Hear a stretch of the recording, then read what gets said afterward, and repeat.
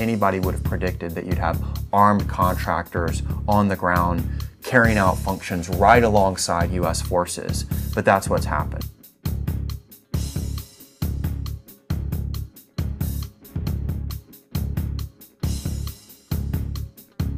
The concept of rebuilding Iraq or training their police force or doing things that brings democracy, furthers our goals, is a completely civilian enterprise.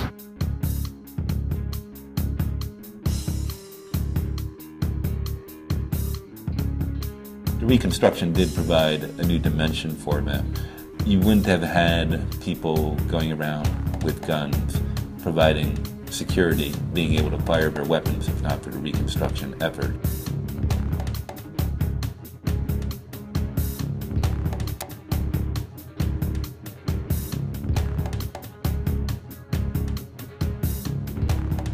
When you consider the modern context of state building, what do you do when you have a really weak state like Iraq? Well, the last thing you do is rely on private force to provide security, because the one thing that we know is that strong states are able to rely on their own forces for security. And one of the big concerns, which has the most sort of historical resonance about the increased use of private force in Iraq, is not so much its use by Americans, but its use by Iraqis. Because how are you going to develop a strong national force when you have all these competitor forces? And they're all being funded by people who have different interests. And they're not associated with the public good or with the development of the state. Because the one thing we know is that the reverse happened in sovereign state building. That sovereign states had private companies and stopped using them, and the consolidation was what helped them build into stronger states. And what we're not currently seeing in Iraq is that consolidating process, which is probably extremely important to state building.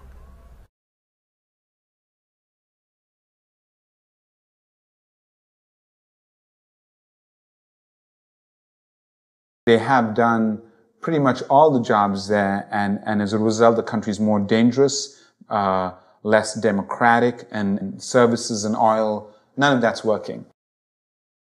When history evaluates this period, it'll look back at the CPA as perhaps one of the most dysfunctional organizations that any government has ever created. I mean, it's going to be absurd when we look back at some of the stuff that it did and more importantly, what it failed to do. The Coalition Provisional Authority passed a regulation that no private military contractors could be tried under Iraqi law. So they created a rules-free zone for all of the contractors who were working there. Anytime you have a situation where you put people, armed people, where they think they can go about doing their job without any threat of prosecution or liability if they do something wrong, is an invitation to disaster. There are literally hundreds of reports of private contractors shooting at civilians. There has been no investigation that has been made public, where there's been no recourse for the victims. There's been no justice for the families of people who've been shot indiscriminately by contractors. There is a serious problem here with the U.S. government not taking responsibility for the actions of the contractors who are being paid by the U.S. government out of taxpayer dollars, and where there isn't a system of any kind of system of accountability. What it is clear. It's a failure to create the proper legal structures to deal with this, combined with a completely absent political will to close this vacuum in the law. Let's talk about specifically what happened at Abu Ghraib. 100% of the interpreters and up to 50% of the interrogators were working for private contractors, the Titan Corporation and the Khaki Corporation. The U.S. Army found that private contractors were involved in 36% of the documented abuse incidents. They also individually named 6 of them as being individually culpable along the same lines as they identified the military soldiers that were involved in those crimes. Not one of those individuals has been prosecuted yet. And this has been exacerbated over the course of the war because more and more contracts are going through different agencies of the government. So there isn't even a sort of centralized place to look at all the contracts or to know about what's going on. So there are contracts at the Department of Defense, there are contracts at the Department of State, at USAID, at the Department of Interior, Department of Energy, and they all use different contracting standards and different systems of oversight. So it adds to this mess in trying to look at the contracts overall and the problems in them.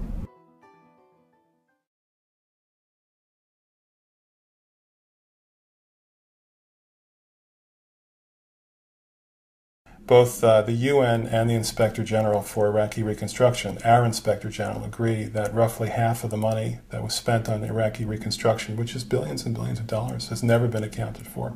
The Bush administration has done nothing, literally nothing, to fight fraud in Iraq.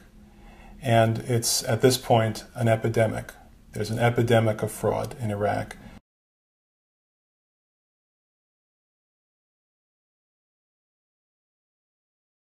It was a shopping contract. What they actually did was they spent $3 million and they built $10 million, which they were not allowed to do. And the way they did that was they set up Cayman Island subsidiaries that they own, and rather than handing in the real bills, they handed in the fake bills from their own subsidiaries with this 300% markup. If you're spending whatever you feel like spending and you get a 25% markup, you're going to gold plate things, but what they did was the opposite. They garbage plated things. They tried to spend as little as they possibly could, bill as much as whatever they could fantasize, and the difference is what they called profit. They delivered 34 out of 36 trucks that didn't work.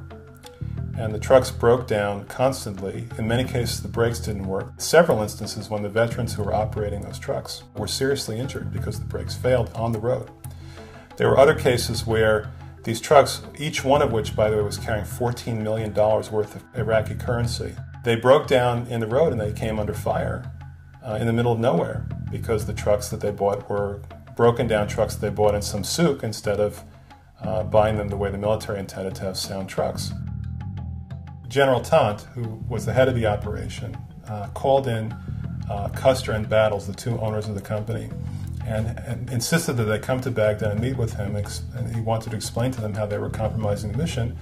So Custer and Battles flew to Baghdad. They showed up at this meeting. General Tant explained to them the problem about the trucks.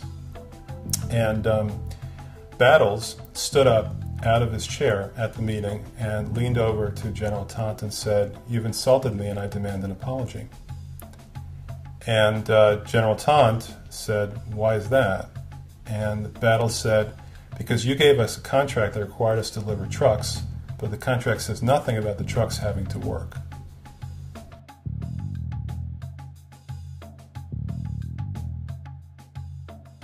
He wrote a book which never got published, but he wrote a book called Blood in the Streets, Seizing Opportunity in the Midst of Crisis. And he explained how that's what he was doing in Iraq. He was taking advantage of the blood in the streets there. He told people that he wanted to run for Congress again, and he was going to do it by making a lot of money quickly so that he wouldn't be reliant upon any donors, as he put it, and that he would be the man with all the money, so he wouldn't have to go to anybody else to get any when he ran for office again. That was his idea of his career path. Steal a lot of money and then go into politics and become a big shot.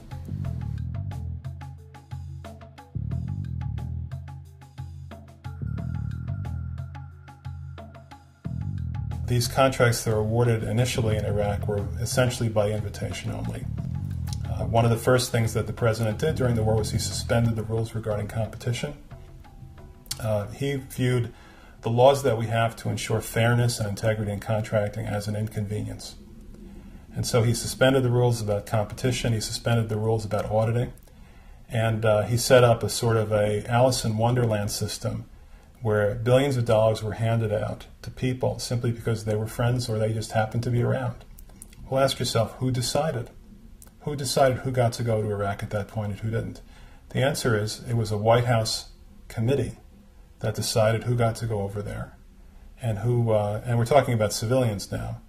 And that White House committee was populated by political appointees, who made sure that only the right people were able to even go over there and compete for these contracts.